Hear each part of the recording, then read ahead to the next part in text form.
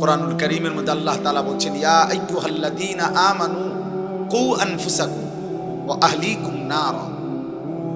হে ঈমানদারগণ, তোমরা নিজেকে বাঁচাও এবং পরিবারের সদস্যদেরকে বাঁচাও নারান, জাহান্নামের আগুন থেকে।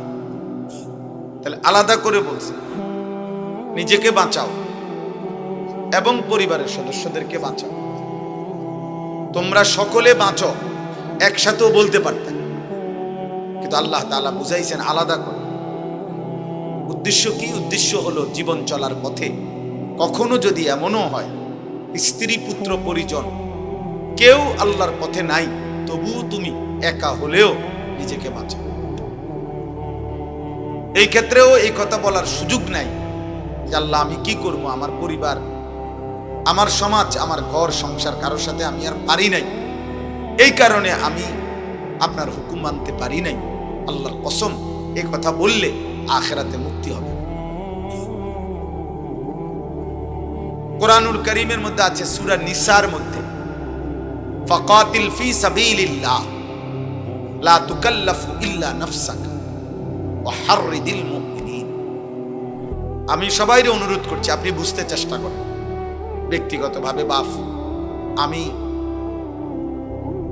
আল্লাহর কথা এই জন্য শুধু বলতে চাই যে আমিও যেন বুঝি, আপনিও যেন বুঝেন, আমল করেন।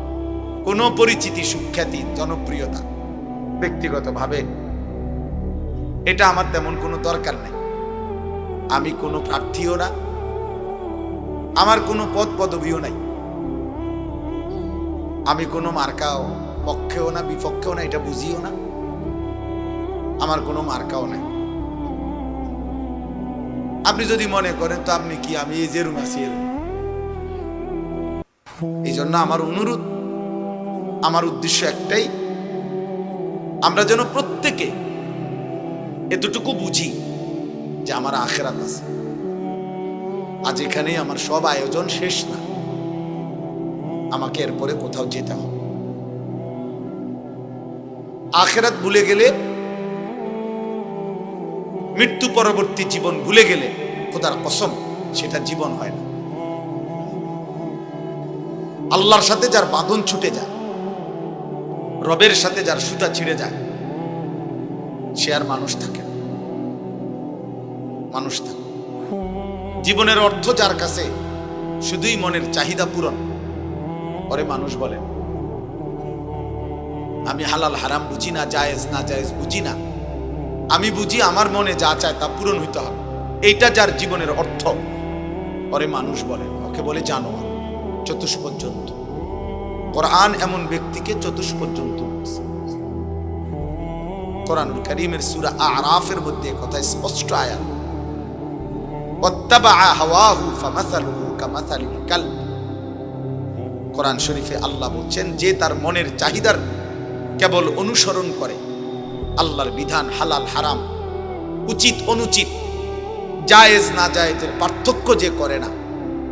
আমার 12 লাখ টাকা দরকার, অতএব আমি 6 লাখ টাকা নিলাম জমি বেচা, 6 লাখ টাকা নিলাম সুদে কিস্তিতে, 12 লাখ টাকার চাহিদা পূর্ণ হয়েছে। হালাল হারাম আমি বুঝি না, আমার টাকা দরকার। আমার নারী দেখা দরকার, আমার লজ্জাস্থানের চাহিদা, অতএব আমি মোবাইলে নর্তকী ছবি, উলঙ্গ দৃশ্য, জিনা, ব্যভিচার, নাটক, সিনেমার নায়িকা, রাস্তার বেহায়া নারী, যা পাই আমি সব দেখলাম, কারণ আমার কাছে কোনো হালাল হারাম পার্থক্য নাই। আমার চাহিদা পূরণ হওয়া, এটা হলো আমার মাকসাদ। আল্লাহর কসমের মানুষ বলে, একে মানুষ বলে না। কোরআনুল কারীমে আল্লাহ বলছে, ওয়াত্তাবা হাওয়াহু ফামাসালুহু কামাসালিল কালব। জীবন যার কাছে শুধু চাহিদা পূরণ, তার উদাহরণ কুকুরের মতো। কামাসালিল কালব, ওই জীবন কুত্তার জীবন, ওই জিন্দেগি কুত্তার জিন্দেগি, কুকুরের জীবন। সরাসরি কোরআন শরীফের আয়াত। অতএব জীবন যার কাছে শুধু চাহিদা পূরণ, সে ইনসান না, সে মানুষ না। আল্লাহ তাআলা প্রয়োজন পরিমাণ আকল, বুদ্ধি, বিবেচনা, প্রয়োজন পরিমাণ প্রত্যেক জীব প্রাণীকে আল্লাহ দিয়েছে। আ'তা কুল্লা শাইইন খালকাহু সুম্মা হাদা, এটা কোরআনের আয়াত। প্রত্যেককেই দিয়েছেন। একটা কুকুর লাঠি আলগি দিলে হে কেমনে বুঝলো? হে দৌড় দিল কা? সে এটা বুঝলো কেমনে যে এই লাঠিটা আলগি দিলে, এটা দিয়ে বাড়ি দিলে আমার ক্ষতি হবে, নাহলে হে দৌড় দিল কা? বুঝা গেল এটুকু বুঝ আল্লাহ তাআলা তাকে দিয়েছে। অতএব প্রয়োজন পরিমাণ আকল আল্লাহ তাআলা প্রত্যেককে দিয়েছেন, কিন্তু পূর্ণ আকলে তাম, পূর্ণ আকল, বুদ্ধি বিবেচনা আল্লাহ তাআলা মানুষকে দিয়েছেন। সেটা কেন? শুধুমাত্র আত্মরক্ষা আর শুধু ভাত মাছের চাহিদা পূরণ, এটার জন্য না। এতটুকু যদি হয় তো একটু ও গরু ছাগল কুকুর বিড়াল রে যেদূর দিছে বুদ্ধি বিবেচনা, এদূরে ষাট, এদূর বুদ্ধি বিবেচনা নিয়ে তো গরু ছাগলও কুকুর বিড়ালও তো দুনিয়া ভোগ করে, খায়, ঘুমায়, পেশাব পায়খানা করে, লজ্জাস্থানের চাহিদা পূরণ করে। নাই তো কুকুরের বাচ্চা হয় কেমনে, ছাগলের বাচ্চা হয় কেমনে? দোস্ত, এটা বোঝা উচিত, এটা ভীষণ বোঝা উচিত। এদূর আকল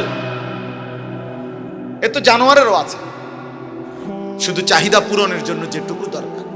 তাহলে আমি আপনি মানুষকে আল্লাহ তাআলা আকলে তাম, পূর্ণ আকল কেন দিলেন? তাই ভিন্ন কিছুর জন্য।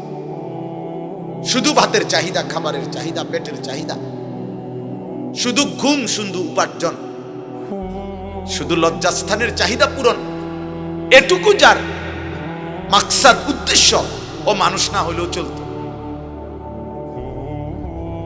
ও মানুষ না হলেও চলতো। এটুকুর জন্য মানুষের আকল দেওয়া দরকার ছিল না। জানোয়ারের বুদ্ধি বিবেচনা যেদূর এদূর দিলেই সাথে।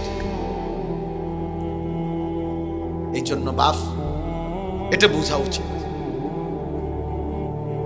কোরআন আপনাকে এটা বুঝাইতে চাইছে। এই জন্য কোরআনুল কারীম আল্লাহ বলছে ফাতাবিরু ইয়া উলিল আবসার, হে চোখওয়ালা বান্দা তুমি ভাবো। ফাতাবিরু ইয়া উলিল আলবাব, হে বুদ্ধি বিবেচনা সম্পূর্ণ বান্দা ভাবো। ফাতাবিরু, আল্লাহ তাআলা বলছে ইন্নামা ইয়াতাযাক্কারু উলুল আলবাব, বুদ্ধি বিবেচনা সম্পূর্ণ বান্দা আমি আল্লাহর কথা থেকে উপদেশ গ্রহণ করবে। আল্লাহ কোরআনুল কারীমের মধ্যে বলছে আমি কোরআনের এই কথাগুলো কেন দিলাম? লাআল্লাকুম তাযাক্কারুন, যেন তোমরা উপদেশ গ্রহণ করতে পারো। লাআল্লাহুম ইয়াতাফাক্কারুন, যেন আমার বান্দারা ভাবতে পারে, ফিকির করতে পারে। লাআল্লাহুম ইয়াত্তাকুন, যেন আমার বান্দারা আমি আল্লাহকে ভয় করতে পারে। লাআল্লাকুম তাত্তাকুন, যেন তোমরা নিজেকে মুত্তাকি বানাইতে পারো।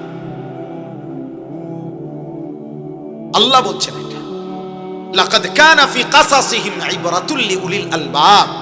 আল্লাহ বলছে বান্দা, কোরআনুল কারীমে আমি বহু জাতি, ব্যক্তি, সম্প্রদায়ের অনুগত অবাধ্য ঘটনা, অনুগত জাতির ঘটনাও বলছি, নাফরমান জাতির ঘটনাও বলেছি, অনুগত বান্দার ঘটনাও বলেছি, অবাধ্য বান্দার ঘটনাও বলেছি। এই কোরআনে আমি মুসার কথাও বলছি, ফেরাউনের কথাও বলছি। এই কোরআনে আমি ইব্রাহিমের কথাও বলেছি, নমরুদের কথাও বলেছি। এই কোরআনে আমি আসহাবে কাহাফের ইমানদার যুবকের ঘটনাও শুনাইছি। আবার আবার কওমে নূহ, কওমে লূত, নাফরমান জাতির ঘটনাও শুনাইছি। কেন? তোমার বিকাল বেলার অবসর টাইম পার করার জন্য, তোমার বিনোদনের জন্য না।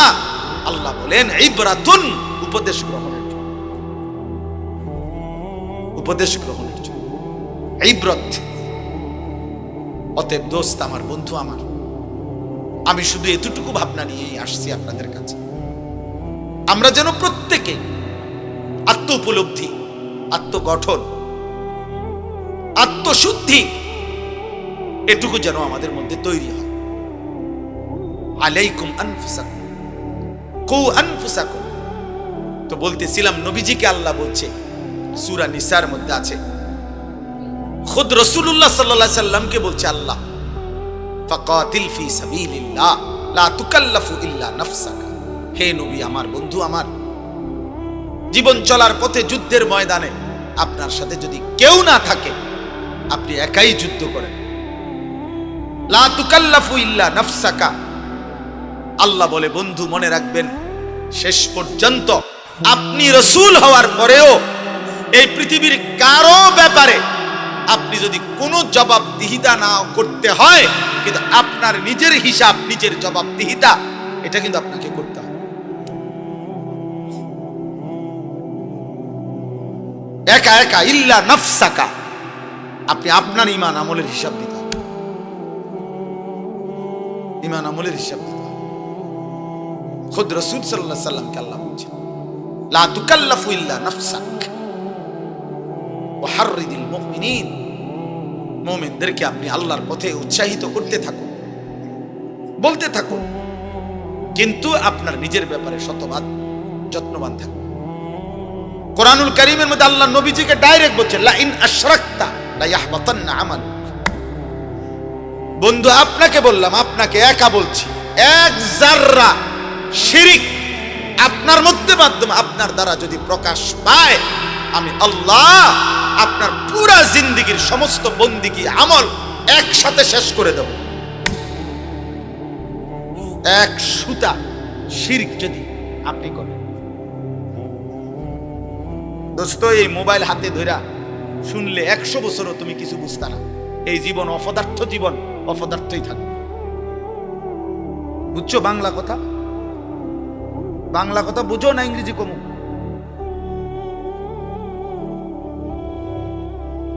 মোবাইলের এই আসক্ত জীবন কোনোদিন মঞ্জিল চিনাবে না। মাতাল ছাড়া আর কিছু বানায় না। কারণ আপনি কখনোই তৃপ্ত হইতে পারবেন না, কারণ প্রতি সেকেন্ডে এই মোবাইল, ফেসবুক, হাজারো মানুষ, হাজারো বুদ্ধি, আইটেম, হাজার হাজার কোটি কোটি বুদ্ধি, সিস্টেম, পদ্ধতি, সৌন্দর্য, সাজগোজ, রং তামাশা, যার মাথার জিডা সেইটা প্রচার করতেছে। আপনি সমাধান করবেন কেমন? আপনি যদি নির্দিষ্ট কোনো একটা কেন্দ্রে না দাঁড়ান, আপনার যদি একটা লক্ষ্যবিন্দু না থাকে, জীবনের যদি একটা গন্তব্য না থাকে, এই মোবাইল দেখা খোদার কসম কোন মানুষ নিজেকে পৃথিবীতে, আখেরাত তো নাই, দুনিয়াতেও কোনোদিন সে নিজেকে সুস্থ স্বাভাবিক রাখতে পারবে না। এই জন্য আমার বয়স 44 বছর। 44 বছরে আমার জিন্দেগির লক্ষ্যবিন্দু স্থির যে আমি আল্লাহ রসুলের অনুসরণ করব, সাহাবাদের অনুসরণ করব। 44 বছরে আর কোনোদিন জামা, চুল, দাড়ি, মোষ, চেহারা, জামা, পোশাক, কোনো কিছু খোদার কসম আমার আর বদলাইতে হয় নাই। আমি এক মডেলে, এক ঢঙ্গেই আছি, কারণ আমার জীবনের কেন্দ্র ঠিক আছে। কিন্তু তোমরা যারা কিশোর নওজোয়ান, তুমি বলো গত 6 মাসের মধ্যে, 1 বছরের মধ্যে চুলের ডিজাইন বদলাইছো কয়টা? তাহলে তুমিই তো জানো না তোমারে কেমনে সুন্দর লাগে। তো মানুষে তোমারে কি বুঝবো? তোমার লগে তো তোমারে বনে না, তোমার সাথে তো তুমিই বনো না। বলেন এই পর্যন্ত কয়টা ডিজাইনের প্যান্ট বদলাইছেন? সেলুনের দোকানদারের কাছে গিয়ে বলে নতুন কি আসছে ডিজাইন। হায় হায় মাতাল, শেষ পর্যন্ত ডিজাইন নিলা নাফিতের থেকে। এই তোমার রুচি? ডিজাইন নিলা নাফিতের থেকে, নাফিতে শেভের পরে আয়না দিয়ে দেখাই, আর কোনো দিকে দেখা আপনার সেরকম লাগতেছে। জিগাইলেন না কিরকম, মানে সেই রকমটা কেনা? এটা বুঝছি তো আপনি, সেরকম তো বুঝছি কেউ একজন। সে কে? জোনায়েদ বাগদাদি, তো বাইজিদ বুস্তামি, তো সেটা কে? জিগান না। কিশোর ভাই, যুবক ভাই, তোমার সমবয়সী যে তোমারে বললো দোস্ত তোরে সেরকম লাগে, তেহরে জিগান না দোস্ত সেরকমটা কে? সেটাকে তুমি তার কলজাটা খুললে যদি রিপোর্ট আইয়ে দেখবা, সে বলতে সে তোমারে বুঝাইছে দোস্ত তোমারে ফুট্টা খোরের মতো লাগে, বাবা খোরের মতো লাগে, ডাল খোরের মতো লাগে, ইয়াবা খোরের মতো লাগে।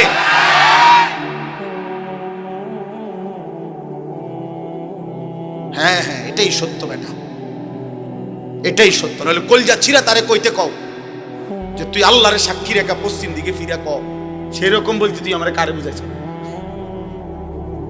হে কোক, হে কইব জুনায়েদ বাগদাদি কি আনোয়ার ভাই, হে কইব, জীবনও বলবে না, জীবনও বলবে না বেটা। এই জন্য ভাইয়া জীবনের একটা কেন্দ্রবিন্দু থাকতে হয়, লক্ষ্যবিন্দু থাকতে হয়, মঞ্জিল চিনতে হয়। আমাকে জানতে হবে আমি 100 মিটার দৌড় দিচ্ছি না 200 মিটার, না দৌড় দিলাম এক দৌড়ে গেলাম দাউদকান্দি পার হইয়া, আমারে কইছে কাবিলা থামতো, আমি গেছি দাউদকান্দি। এটা হবে না। আমাকে জানতে হবে আমি থামবো কোথায়, আমি যাব কোথায়, আমার হায়াতের কেন্দ্র কোথায়। প্রত্যেক নবী রাসূল বাপ আসমানি কিতাব আমাদের জীবনের টার্গেট ঠিক করতে চাইছে।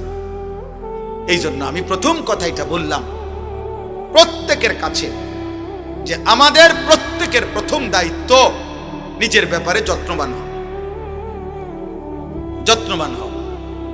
নবী সাল্লাল্লাহু আলাইহি ওয়াসাল্লামের বিখ্যাত সাহাবী হযরত হুযায়ফা রাদিয়াল্লাহু তাআলা আনহু, নবীজি উনাকে বলছেন, হুযায়ফা, জীবন চলার পথে যদি কখনো এমন হয় তোমার সাথে আল্লাহর পথে চলতে গিয়ে ঈমান ইসলামের উপরে থাকতে গিয়ে কেউ নাই, তো আল্লাহর নবী বলছে, ওয়ালাউ আনতা আদদা বিআসলি শাজারাতিন হাত্তা ইউদরিকাকাল মাউত ওয়া আনতা আলা যালিক, তুমি প্রয়োজনে মৃত্যু পর্যন্ত একাই গাছের গোড়ালি, গাছের শেকড় একা কামড়াইয়া ধইরা, মারির দাঁত দিয়া কামড়াইয়া ধরে রাখবা, তবু আল্লাহর দ্বীনের উপরে একা থাকবে।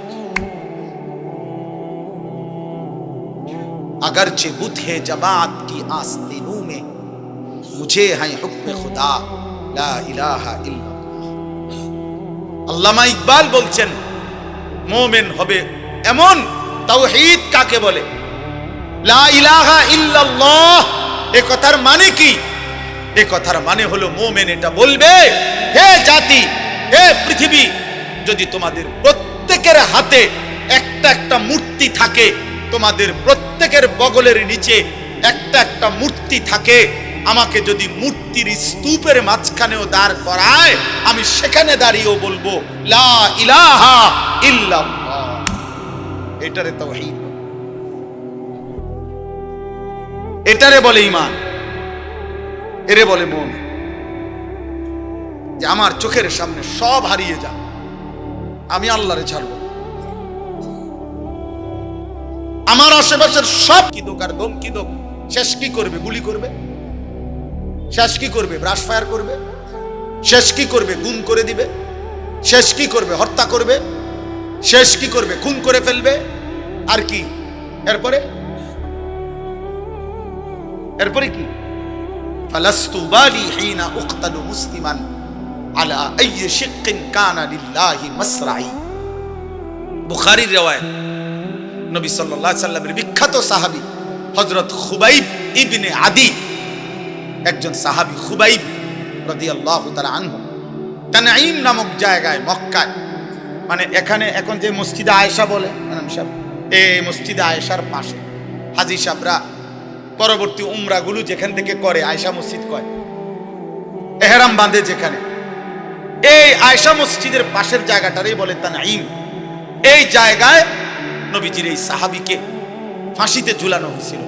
মক্কার কাফেররা হযরত খুবাইবকে যেদিন ফাঁসিতে ঝুলায়, সেদিন মক্কার নেতা আবু সুফিয়ান হযরত খুবাইবকে বলছিলেন, খুবাইব, ফাঁসির শেষ মুহূর্তে, ফাঁসির পূর্বক্ষণে তোমার জীবনের শেষ তামান্না কি?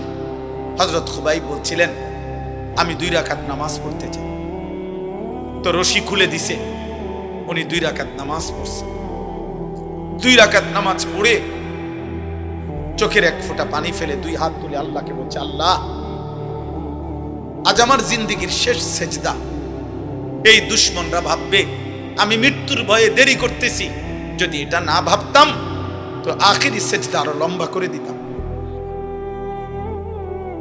আরো লম্বা করে দিতাম মাওলা। বাকি ওরা বলবে আমি মৃত্যুর ভয়ে দেরি করতেছি, এই জন্য ছোট করে ফেললাম। আল্লাহ, আমার আপনার কাছে আবদার, ওরা আমারে এখন ফাঁসিতে ঝুলাবে।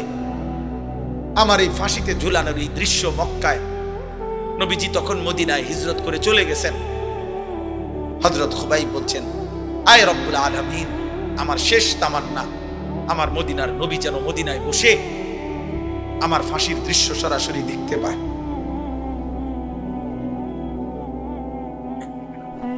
তো মক্কার কুরাইশ আবু সুফিয়ান তখন বলছিল, খুবাইব, তোকে এখন আমরা হত্যা করে ছাগলের চামড়া যেভাবে ছিলে ফেলে, আমরা তোকে এইভাবে চামড়া খুলে ফেলবো, ছিলে ফেলবো।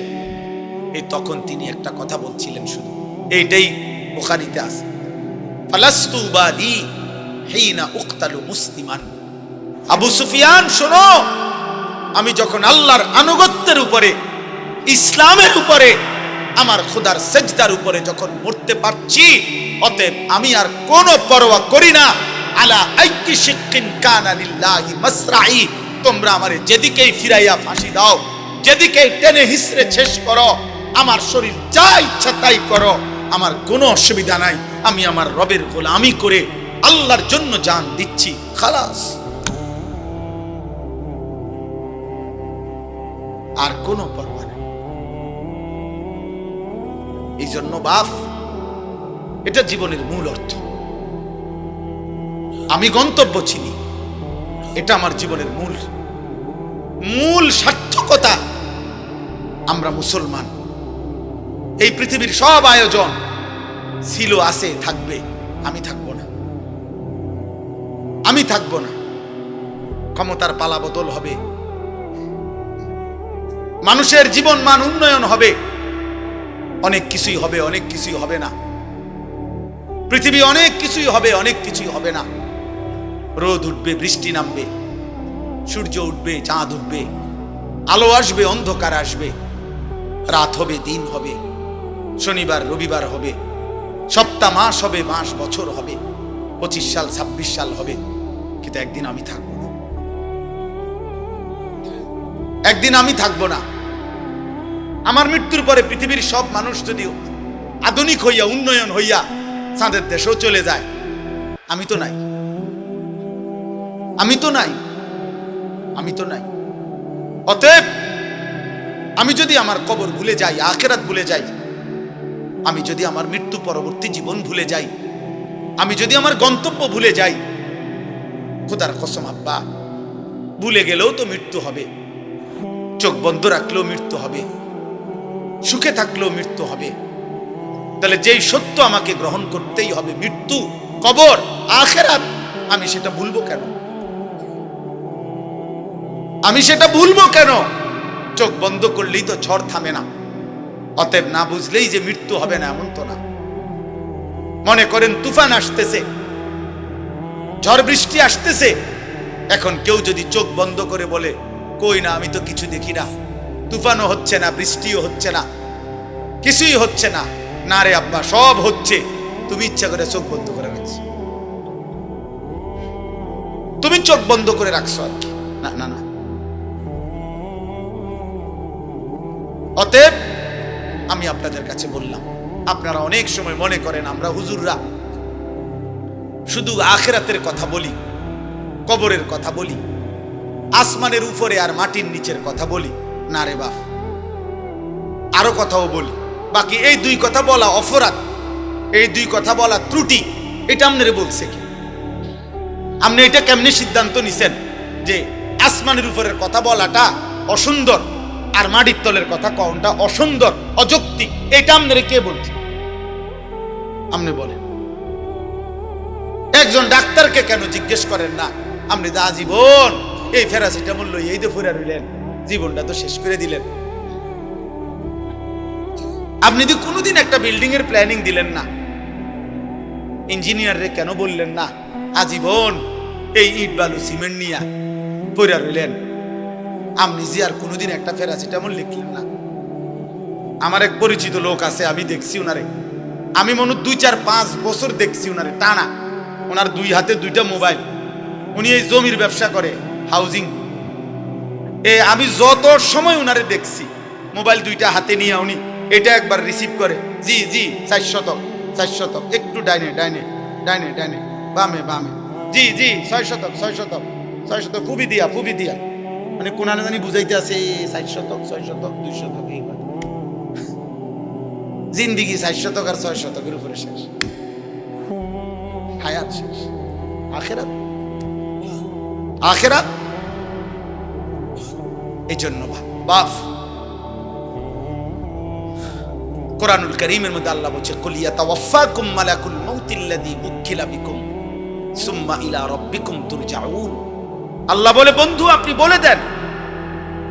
বলে দেন তোমাদের জন্য আমি আল্লাহর পক্ষ থেকে নির্ধারিত মালাকুল মউত আজরাইল অবশ্যই তোমাদের মৃত্যু ঘটাবে, জান কবজ করবে, অতঃপর তোমরা সকলেই আমি আল্লাহর কাছে একত্র হব আখিরাতে। এটা ভুলে গেলে চলবে না আব্বা, এটা ভুলে গেলে চলবে না। এই জন্য আমি অনুরোধ করছি, এই ওয়াজ মাহফিলের মূল মাকসাদ আমার ছোট বুঝ, এটা আমার ছোট্ট বুঝ যে আখিরাত মনে রাখা। আমার জীবনের আরেকটা অংশ আছে, আমার জীবনের আরেকটা গন্তব্য আছে। 2টা 4টা ভালো কাজ, 3টা 4টা ভালো কাজ, আমার কথা রাগ হইেন না। 2টা 4টা 10টা ভালো কাজের দ্বারা পৃথিবীতে সমাজসেবক, মানব দরদি, জনদরদি হওয়া যায়, পৃথিবীর বাহবা মিলে। কিন্তু আল্লাহর কসম, জাহান্নাম থেকে মুক্তির জন্য, আখিরাতের সফলতার জন্য 4টা ভালো কাজ যথেষ্ট না, 6টা ভালো কাজ যথেষ্ট না। 23 বছরের মুকাম্মাল ইসলাম, 30 পারা পূর্ণ কোরআন আপনার আমার জীবনে শতভাগ বাস্তবায়ন করা জরুরি। খামখেয়ালি করবেন না। আখিরাত 30,000 টাকা না, হাসরের মাঠ জান্নাত টাকা 30,000 না। মসজিদে টাকা 30,000 দিছেন, 4টা ফ্যান কিনে দিছেন, 2 কাতার টাইলস করে দিছেন, জান্নাতের বুঝ হয়ে গেছে না? হ্যাঁ, জান্নাত কিতা 2টা রুম আর একটা বারিন্দা। বহু সাবধান, আমি বললাম বহু ধনাঢ্য ব্যক্তি, বহু সম্পদশালী ব্যক্তি শুধু সাদাকা মানে শুধু দান সদকাকেই মনে করে আখিরাত, শুধু এটারই মনে করে বড় আখিরাত। মানুষের দেখা হইলে শুনাইব, হুজুর মসজিদ করছি, মাদ্রাসা করছি, এতিমখানা করছি, লিল্লা বোর্ডিং করছি, এটি সবটি মিলাইয়া একটা আমল সাদাকা। এটি সবটি একটা 100 কোটি টাকাও যদি আপনি দান করেন, হুজুর আপনি বলেন সবটা একটা আমল কিনা? একটা আমল না।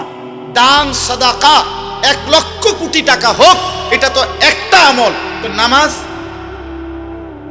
রোজা, হজ, চরিত্রের পবিত্রতা, হালাল উপার্জন, আপনি যে মিশা কথা কন, আপনি যে 2 নম্বরই ব্যবসা করেন, আপনি যে লোন নিছেন 1 কোটি টাকা 200 কোটি টাকা, কারে বুঝান সিটারি? হ্যাঁ, আখিরাত আমার আপনি বুঝ দিলেন, আমি না বললাম মার হাবা জনাব উমক 20,000 মার হাবা, আবারে মার, ঠিক আছে মার হাবা তো ঠিক আছে, কিন্তু আসমানওয়ালা খোদার কসম তিনি জিজ্ঞেস করবে কিয়ামতের দিন, বান্দা মিন আইনা ইকতাসাবা ওয়া ফীমা আনফাক। আল্লাহ তাআলা বলবেন, আমার বান্দা হিসাব দাও, একটা টাকা কোত্থেকে উপার্জন করেছো, একটা টাকা কোথায় ব্যয় করেছো। আমি আপনাদেরকে দানের নিরুৎসাহিত করছি না, সতর্ক করছি। আমার এটা একটা ভয়, অসংখ্য আল্লাহর বান্দা এমনও হইতে পারে দান সৎকা করে গেছে, আমি তারে কেবল বাহবাই দিয়ে গেছি, কিন্তু হারাম থেকে যে বাঁচা দরকার। সুদের টাকা দান করলে যে কবুল হবে না, ঘুষের টাকা দান করলে কবুল হবে না, ওজনে কম দেওয়া টাকা দান করলে কবুল হবে না, 2 নম্বরই 6 নম্বরই টাকা দান করলে এটা কবুল হবে না, হবে না, হবে না, দৈন্তার নয় কান না। এ কথা যদি আপনারে আমি না বলি, হতে পারে আখিরাতে আমি আটকায়া যাব। ওই লোক বলবে আমি দিছিলাম, হুজুররা আমারে কিচ্ছু কয় না। নাইলে আমি আরেকটু চেষ্টা করতাম, আরেকটু নয়তো চেষ্টা করতাম হালাল হারামের পার্থক্য করার, কিন্তু হুজুররা তো বিষয়টা আমার এরকম ক্লিয়ার করছে না, আমার তো কেবল মারহাবা না দিল। তখন কি হবে আব্বা? তখন তো আমি আটকে যাব। আজকে মনে করেন এখানে যদি আমরা 500 লোক হই, আর এখন যদি 1 ঘন্টা সময় পার হয়, তো 500 ঘন্টা পার হইছে 500 জনের। এই 500 জনের 500 ঘন্টা আল্লাহর কসম, আল্লাহর পক্ষ থেকে আমার কাছে আমানত। আমাকে এর হিসাব দিতে, আমাকে 1 ঘন্টার হিসাব দিতে হবে না, 500 ঘন্টার হিসাব দিতে হবে। কারণ এই মানুষগুলো আল্লাহর কথা শুনতে বসছে। এই জন্য আপনাদের কাছে আমি অনুরোধ করছি, আপনি পুরা দিন মানতে হবে। যদি বলেন হুজুর আপনার মধ্যে তো ত্রুটি আছে, হ্যাঁ আমার মধ্যেও ত্রুটি আছে, আমি খোলা কণ্ঠে বললাম, আপনি আমার জন্য দোয়া করেন। কথা বোঝেন নাই? আপনি যদি বলেন অমুক হুজুরের মধ্যে তো ত্রুটি আছে, তো আপনি ওনার লাগে দোয়া করেন। আপনাদের জন্য আমরা দোয়া করি কিনা কথা বলেন না? তো আপনারা আমার জন্য দোয়া করবেন। আল্লাহ হুজুরদের, আপনার চোখের যেই হুজুর ত্রুটি, আপনি ওই হুজুরের লাগে একটু দোয়া করেন যে আল্লাহ এ হুজুররেও নেককার বানায় দেন, আল্লাহ হুজুররেও জাহান্নাম থেকে বাঁচায়া দেন। আমার হুজুর মানে কি জান্নাত থেকে আইছে? হুজুর হিসাব দিতে হবে না? আখিরাতে হিসাব দিতে হবে কিনা বলেন? অতএব বাপ, এই কোন রকম খামখেয়ালি করা যাবে না। আখিরাত খামখেয়ালি না পা, একটা দুইটা ভালো কাজের নাম আখিরাত। পুরা দিন মানা, পুরা দিন মানা। সমস্ত গুনাহ আপনি ছাড়তে হবে, সমস্ত আমল আপনি করতে হবে। আপনি মুসলমান, আপনি মুমিন, আমি মুসলমান, আমি মুমিন। আমাকে সমস্ত গুনাহ ছাড়তে হবে, সমস্ত গুনাহ ছাড়তে হবে। আজ কি পরিমাণ মুসলিম যুবক মাদকাসক্ত, আজ কি পরিমাণ মুসলিম যুবক নারী নিয়ে ব্যস্ত। 16 বছরের ছেলে, 18 বছরের ছেলে, আপনি খবর লাগান, চোখের চেহারার দিকে তাকায় দেখেন, এই বড় মোবাইলে এই পরিমাণ নর্তকী আর উলঙ্গ ছবি দেখে ফেলছে। আমার মনে হয় না বিগত 60 বছরের কোনো বয়স্ক লোক 60 বছরও যদি টানা টেলিভিশন দেখা থাকে, উনি 60 বছরে যত নারী দেখে নাই, 3 দিনে মুসলমানের অগণিত কিশোর যুবক মোবাইলের এই সুযোগ পেয়ে উলঙ্গ নারী যে পরিমাণ দেখছে। এটা আব্বা, এটা দুষ্টামি না, এটা অসভ্যতা। দুষ্টামি আমরাও করছি ছোটবেলায়, আমাদেরও ছোটবেলায় আমগরে কইতো দুষ্টামি করস কি। জোহরের খানা আমরা আসরের সময় খাইছি, মামু দম দিছে, তুই বেশি দুষ্ট হয়ে গেছ, কোন টাইম ধরে তোরা ডাকতেছি ভাত খাইতি, আয়স্তা কেন। এটা ছিল দুষ্টামি। হাডুডু খেলতে নামছি, খেলার মাঠ থেকে উঠা আসি নাই তো মামা দাদা দমক দিয়ে আনছে, সাইকেল চালাইতে দিছে, সাইকেল চালাইছি লম্বা টাইম। পুকুরের পারে বট গাছ আছিল, বট গাছের মধ্যে একটা ডাল পুকুরের দিকে নামানো ছিল, বারবার গিয়া গিয়া লাফাই লাফাই ওটার থেকে পানির ঝাঁপ দিয়ে পড়ছি আর ডুবাইছি। এটারে বলতো দুষ্টামি। আমগো আমলের দুষ্টামি ছিল, এটারে বলতো রে আব্বা। সাইকেল বেশি চালাইছি, দুষ্টামি করছি, এটা বলতো। কিন্তু তোমরা তো আব্বা আজকের কিশোর নওজোয়ান, তোমরা তো দুষ্টামি করছো না, তোমরা তো অসভ্যতা করছো। এটা তো দুষ্টামি না, সারা রাত দিন মোবাইলে উলঙ্গ ছবি দেখা, নর্তকী দেখা, জিনার ব্যভিচারের দৃশ্য দেখা, উলঙ্গপনা দেখা, এটা দুষ্টামি না, এটা চরিত্রহীনতা, এটা লাম্পট্য, এটা অসভ্যতা, এটা অসভ্যতা, এটা বেহায়াপনা, এটা বেহায়াপনা। বিবাহ বহির্ভূত ছেলে মেয়ে, নারী পুরুষ, সহপাঠী আর সহকর্মী, অথবা আপনজন কিংবা আত্মীয় স্বজন, খোদার কসম বিবাহ বহির্ভূত ছেলে মেয়ে নারী পুরুষের যেই কোনো রকমের শাহওয়াত, আসক্তির যত সম্পর্ক, যেটাকে আপনারা ভালোবাসা বলেন, যেটাকে প্রেম বলেন, যেটাকে রিলেশন বলেন, শব্দ যত ভদ্রচিতই বলেন, আল্লাহর কসম বিবাহ বহির্ভূত সহপাঠী সহকর্মী, সমবয়সী হোক আর যাই হোক, ছেলে মেয়ে নারী পুরুষের যাবতীয় হারাম সম্পর্ক, এটা জিনা, এটা ব্যভিচার, ব্যভিচার, ব্যভিচার, ব্যভিচার, এটা বেটা, এটা জিনা, জিনা। আপনি এটারে ভদ্রতার লেভেল লাগাইয়েন না।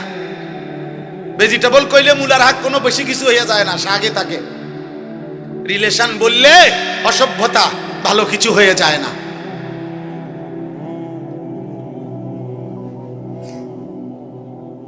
অতএব এটা জরুরি। আমি হাদিস বলি, আল্লাহর নবী সাল্লাল্লাহু আলাইহি সাল্লাম বলেন, মান জানা ওয়া শারিবাল খামরা নাযা আল্লাহু মিনহুল ঈমান কামা ইয়াখলাউল ইনসানু আল কামিসা মিন রাসিহি। আত-তাফসীরুল মুনীর, আরবি ভাষার বিখ্যাত তাফসীর, নির্ভরযোগ্য হাদিস, এটা সনদ সহিহ। এটা আল্লাহর নবী সাল্লাল্লাহু আলাইহি সাল্লাম বলেছেন, আহা, যে ব্যক্তি ব্যভিচার করে, জিনা করে এবং মদ পান করে, নবীজি বলছেন আল্লাহ তাআলা তার দিল থেকে, তার কলিজা থেকে, তার অন্তর থেকে ঈমান এভাবে টেনে বের করে ফেলে, মানুষ তার গায়ের পোশাক দেহ থেকে যেমন খুলে ফেলে।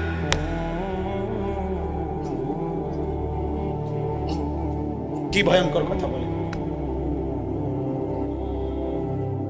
বলেন কি ভয়ঙ্কর কথা। আল্লাহ রসুল বলছে আল্লাহ তাআলা তার অন্তর থেকে ঈমান নাযা, টেনে বের করে ফেলে, মানুষ যেমন তার গায়ের জামা খুলে ফেলে।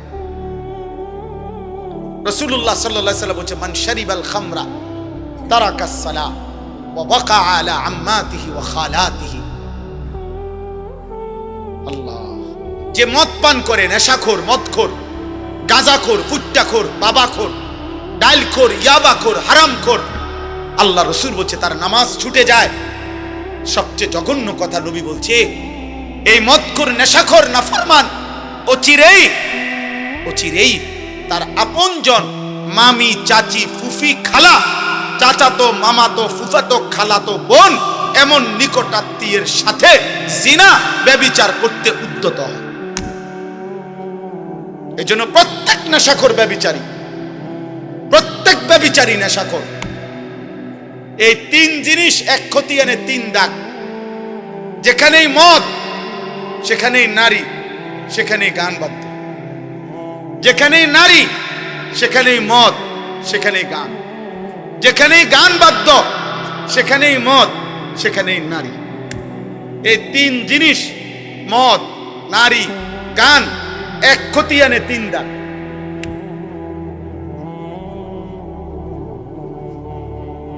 রাসূলুল্লাহ সাল্লাল্লাহু আলাইহি ওয়াসাল্লাম বলছেন, গানে আসক্ত ব্যক্তিকে আল্লাহ তিনটা শাস্তি দিবেন। নবীজি স্পষ্ট বলছেন, তিনটা শাস্তি আল্লাহ দিবে। এক নাম্বার, মাটি ধসিয়ে ধ্বংস করে দিবে। দুই, পাথরের বৃষ্টি বর্ষণ করে ধ্বংস করে দিবে। তিন, অথবা চেহারা বিকৃত করে, মানুষের চেহারা পরিবর্তন করে জানোয়ারের আকৃতি বানায় ফেলবে। আজ না হোক কাল, রব্বে কাবার কসম, নবীর এই ভবিষ্যৎবাণী হবেই হবে। মুহাম্মদ আরবি সাল্লাল্লাহু আলাইহি সাল্লাম, তার কোনো কথা ভুল হয় নাই, হবেই হবে। এটা আজ না হোক কাল হবে। একদিন ঘুম ভেঙে দেখবে যুবক সারা রাত উলঙ্গ ছবি আর নারী আর গান বাদ্যের আসক্তিতে ছিল। কোন এক প্রজন্ম এসে দেখবে হয়তো ঘুম থেকে জেগে মানুষের চেহারা কুকুর শুকুরের চেহারা হয়ে গেছে। চেহারা বিকৃত করার সব মহড়া চলতেছে আব্বা। বেঈমান, চুল, চেহারা, সব কিছুতেই আজকে অগণিত মুসলমান ছেলেকে, মুসলমানের চুল, চেহারা, লেবাস, চেহারার ডিজাইন পুরি বদলে আজকে তারা পরিবর্তন করে দিছে। এটা যদি রব পরিবর্তন করে ফেলে তাহলে পুরা জানোয়ার হয়ে যাবে।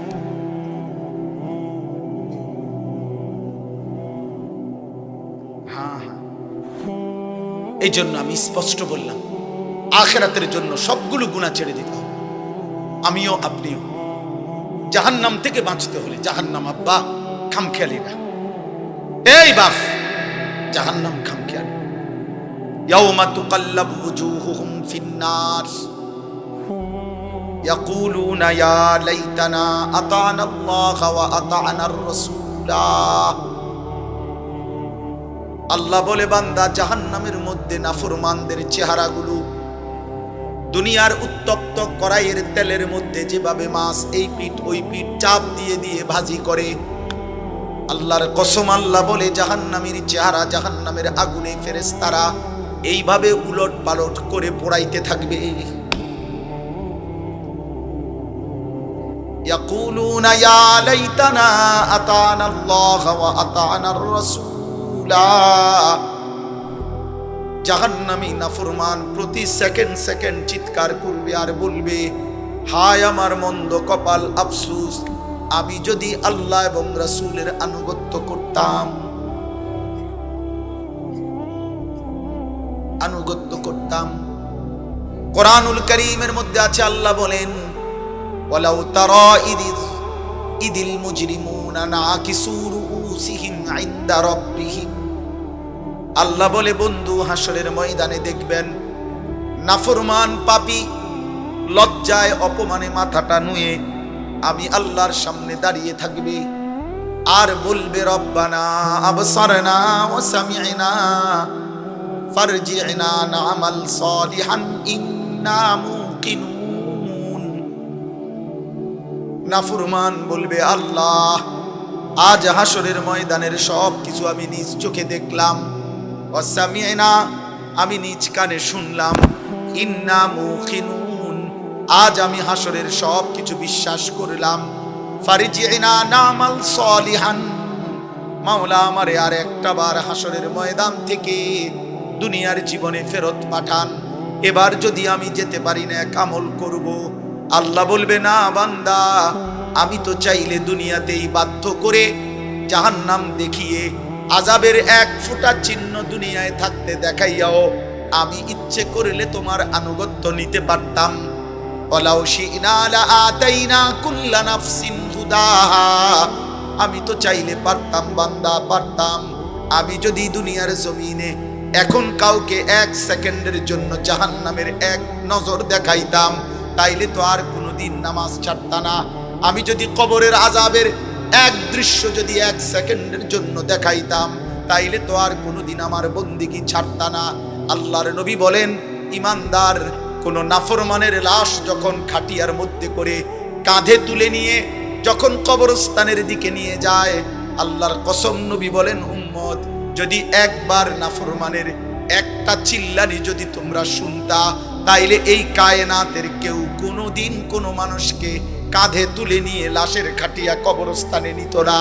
কোনো লাশ আর দাফন হতো না, লাশগুলো রাস্তার মধ্যে কুত্তার শুকর বিলাই কামড়াইয়া খাইত।